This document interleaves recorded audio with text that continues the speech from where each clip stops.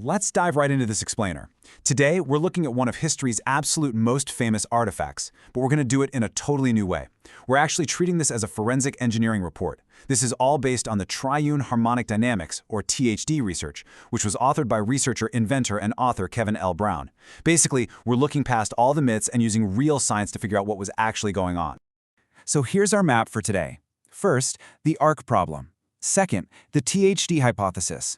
Third, structural failure points. Fourth, testing the parameters. And finally, real-world implications. Okay, so the absolutely crucial starting point is understanding what THD actually is. Triune harmonic dynamics is a research framework developed by Kevin L. Brown. And instead of just looking at old stories and assuming, supernatural events or magic, THD relies on physics. It gives us a really practical, data-driven lens to look at historical artifacts by analyzing structural pressures and exactly how electricity moves through them. All right, Section 1, the arc problem and our existing understanding of it. For literally thousands of years, legends have said the arc possessed this deadly, unexplainable power, striking down anyone who touched it. But, well, science demands a physical explanation, right? So on one side, we have our existing understanding, a total supernatural mystery. But on the other side, we have the THD hypothesis, the idea that the arc was actually a functioning electrostatic device. So we're moving completely away from ancient magic and looking directly at a machine. Which brings us to Section 2, the THD hypothesis, treating the arc as an electrostatic device. If you think about the physical design of the arc, you'll probably picture those two figures on top, the cherubim angels, and specifically the gap between their faces. In electrical engineering, this acts perfectly as a spark gap. When electrical pressure builds up, it desperately needs a place to jump and release that energy. That gap? It's the absolute perfect spot for an electrical arc to fire off. But you might be wondering, how did it get that electrical charge in the first place? Well, think about rubbing your socks on a carpet. Carrying the arc across dry, dusty environments created friction, which built up a massive static charge. But for this to actually work, it required conductive continuity, meaning a completely unbroken metal surface. If that metal surface was interrupted in any way, the performance just dropped. Moving right along to Section 3, failure points and structural breakdown.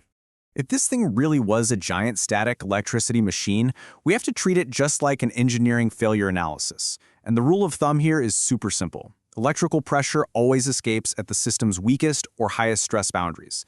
Think of it like an overfilled water balloon. Eventually, the rubber has to pop at its thinnest or sharpest point. Electricity acts the exact same way. If we look at the data directly from Kevin L. Brown's research, we can clearly map out those exact stress boundaries. It literally shows us where the balloon is going to pop. For example, a weak constraint could just be moisture or a seam in the material causing a leak.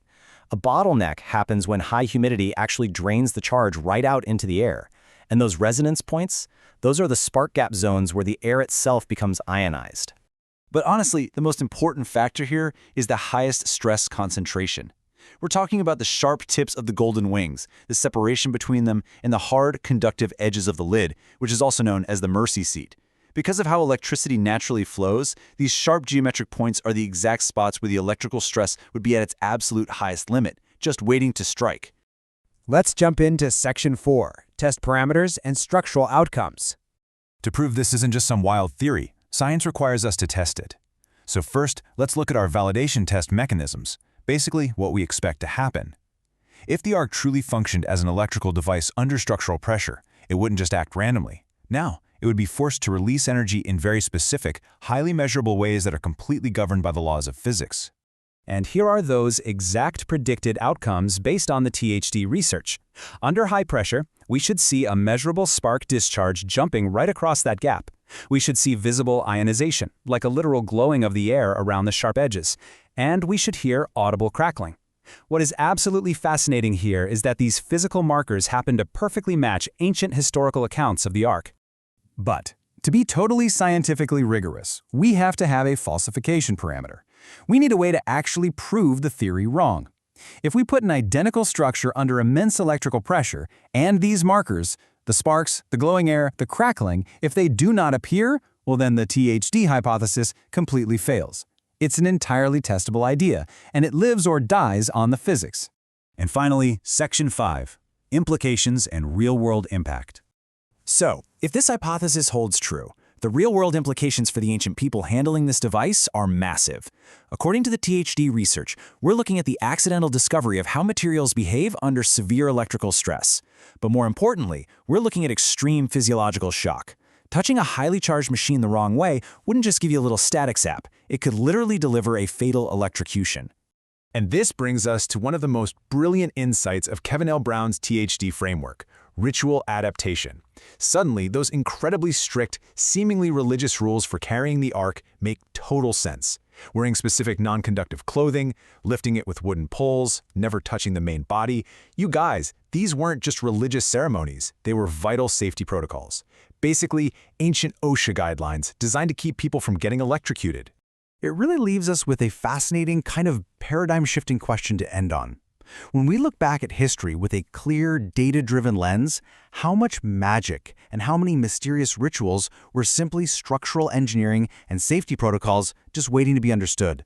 It absolutely changes how we view the past.